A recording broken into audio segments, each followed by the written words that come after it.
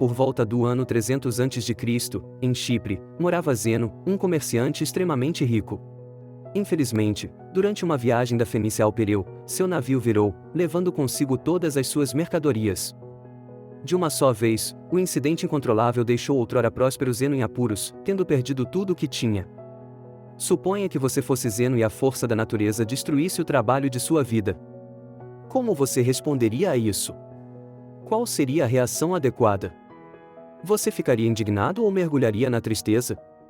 Você se sentiria atraído pela vida? Embora essas emoções sejam naturais para muitos indivíduos, não eram para Zeno, o fundador do estoicismo. Uma pequena alteração pode durar eternamente, e uma ligeira modificação na perspectiva de alguém tem o potencial de produzir resultados mais significativos e consequentes no futuro. O cerne do estoicismo é precisamente sinônimo de aceitação e apatia. Zeno, inspirado pelo lendário Sócrates e outros filósofos notáveis de seu tempo, elaborou e propagou os princípios do estoicismo. A doutrina estoica, como ensinava Zeno, acentuava a crença de que temos controle limitado sobre os eventos externos, mas possuímos o poder de administrar nossas reações emocionais a eles de maneira eficaz. Em vez de agonizar sobre o leite derramado, Zeno demonstrou a importância de abraçar a equanimidade e manter um comportamento sereno diante da adversidade. Uma manifestação clara dessa crença é ilustrada pela resposta calma e neutra de Zeno quando seus bens se afogaram. Hoje em dia, as pessoas associam os estoicos a indivíduos imperturbáveis e sem emoção que raramente experimentam crises de sentimentos intensos como acessos de raiva e ataques de ansiedade. No entanto, a premissa original do estoicismo estendeu-se muito além dessas caracterizações simplistas. Em vez de ser apenas uma maneira de rotular pessoas desapaixonadas, o estoicismo era uma filosofia abrangente de ver, compreender e se envolver com o mundo. Esse modo de vida duradouro persistiu por séculos e seus princípios permanecem tão relevantes hoje quanto eram há milhares de anos, com potencial para um impacto positivo e significativo. Através das lentes do estoicismo, pode-se transformar emoções negativas de experiências desagradáveis em uma perspectiva positiva que as diferencie do resto. A importância da perspectiva não pode ser exagerada, pois cada indivíduo neste mundo tem diversas experiências que moldam sua visão única da vida. Desde o momento em que os estoicos se reuniram em público para discutir e ensinar filosofia, sua doutrina tornou-se amplamente disseminada. Eles acreditavam que seus ensinamentos poderiam ser vantajosos para qualquer um e que seria inútil escondê-los dentro dos limites de uma escola ou pátio do palácio. Consequentemente, indivíduos de todas as esferas da vida, incluindo escravos e imperadores, podiam ser educados no estoicismo e, de fato, muitos o eram. Epicteto, um escravo que se tornou filósofo, está entre os estoicos mais ilustres do mundo. Sêneca, um conhecido estadista, e Marco Aurélio, um dos líderes mais influentes da história, são outras figuras notáveis que praticaram a filosofia estoica. Vivendo de acordo com seus ensinamentos, os primeiros estoicos rejeitaram qualquer forma de discriminação e se opuseram ativamente à desigualdade. Foram eles que cunharam o termo cosmopolita, que significa cidadão do mundo. Hoje em dia, essa palavra lembra centros globais movimentados como Londres, Nova York, Toronto e Dubai, onde a diversidade prospera. Tal unidade e inclusão eram princípios fundamentais da filosofia estoica. Durante o início do estoicismo, as mulheres não tinham permissão para se envolver em filosofia. No entanto, os estoicos eram uma voz divergente sobre este assunto. Musonius Rufus, o mentor de Epicteto, opinou que as mulheres também possuíam uma inclinação natural para a virtude e uma paixão por ações nobres e justas. Ele questionou a conveniência de ser negada às mulheres a oportunidade de praticar a filosofia, que era considerada uma atividade apenas para os homens. Apesar de sua impopularidade em um determinado ponto da história, as mulheres ainda tinham o poder de explorar e abraçar o estoicismo. Mas por que o estoicismo está se tornando cada vez mais um modo de vida preferido? As muitas reviravoltas que o mundo dá podem facilmente desencadear emoções que atrapalham as coisas. Não é a ocorrência de coisas ruins que nos deixa tristes, mas sim a natureza inesperada de tais ocorrências. A chuva, em sua essência, é benéfica.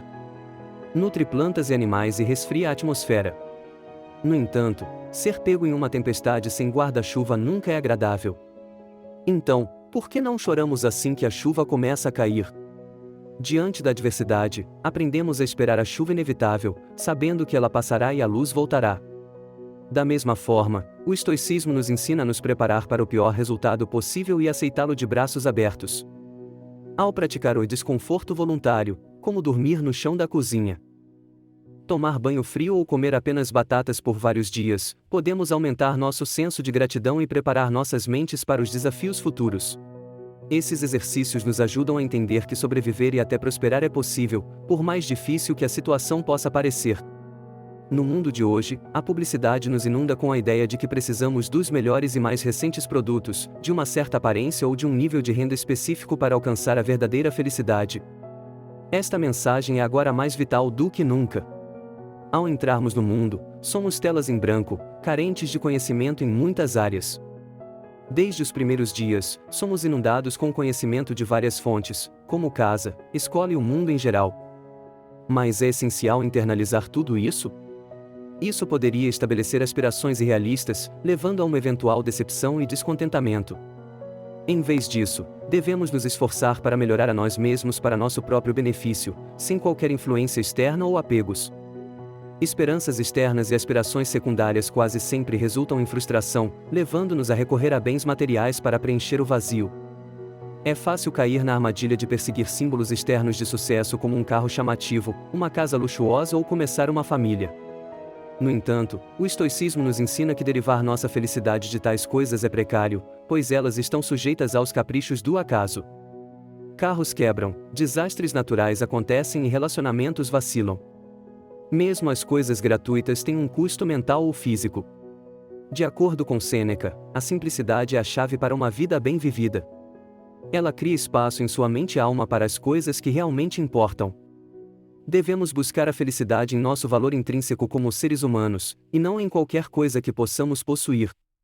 É crucial mantermos uma abordagem calma e sensata, independentemente das circunstâncias que possamos enfrentar. Embora não possamos controlar muito do que acontece conosco, sempre podemos controlar nossas reações a esses eventos.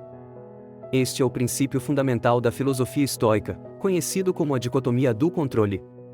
De acordo com Epicteto, nossa principal tarefa na vida é distinguir entre os fatores externos fora de nosso controle e as escolhas que estão realmente ao nosso alcance. Portanto, os estoicos nos encorajam a focar apenas nas coisas que podemos controlar e não basear nossa autoestima em fatores externos. De acordo com os estoicos, lutar pelo sucesso é admirável, mas desanimar quando as coisas não saem conforme o planejado é inútil. Um exemplo de como o agricultor pode fazer todo o trabalho da melhor forma possível, mas ainda assim depender de fatores externos para o sucesso é quando ele planta uma safra de milho em uma determinada época do ano. Ele pode preparar o solo adequadamente, plantar as sementes com a quantidade certa de água e nutrientes, aplicar os fertilizantes corretos e cuidar das plantas regularmente, mas se houver uma seca prolongada ou chuvas excessivas durante a estação de crescimento, a safra pode não produzir o rendimento esperado. Além disso, o agricultor pode estar sujeito a pragas, doenças e outros desafios que estão fora do seu controle. Nesses casos, mesmo que o agricultor faça tudo corretamente, fatores externos podem afetar significativamente o sucesso da safra. A filosofia estoica aconselha que julgar o sucesso de alguém deve ser baseado na quantidade de esforço exercido, e não no resultado de aspirações externas. Acredite no processo. Abraçar o minimalismo significa libertar-se das restrições sociais. Considere um profissional esforçado que, após 6 meses, busca uma promoção. Ele apresenta seu merecido relatório de desempenho ao chefe, mas a oferta não é aceita. Ele está desanimado, questionando suas habilidades, apesar de várias explicações possíveis, o humor de seu chefe, a concorrência de outras pessoas ou os problemas financeiros da empresa. Se ele tivesse se concentrado nos méritos de seu relatório e continuado a se destacar, sua felicidade poderia ter sido preservada. Ao mudar sua mentalidade, seu objetivo não foi diminuído, apenas adiado. É uma mudança de perspectiva vital, de acordo com os princípios estoicos. Um seguidor genuíno do estoicismo não avalia a realização pessoal por ganhos financeiros ou bens materiais, mas pela capacidade de viver contente sem eles. O estoicismo gira em torno de 4 virtudes primárias: sabedoria, coragem, temperança e justiça. A sabedoria é a capacidade de distinguir entre o interno e o externo e de descobrir como reagimos aos eventos externos. Como Victor Frankl disse tão apropriadamente, entre o estímulo e a resposta, existe um espaço. Nesse espaço está nosso poder de escolher nossa resposta. Coragem se resume a duas palavras simples: persistir e resistir. Apenas demonstre temperança, usando menos palavras para transmitir mais. O estoicismo nos permite navegar calmamente pelas tempestades da vida. Mesmo que tenhamos um fim trágico, podemos nos consolar com o fato de termos vivido uma vida boa. É fundamental lembrar que tudo tem prazo de validade. Tudo um dia chega ao fim.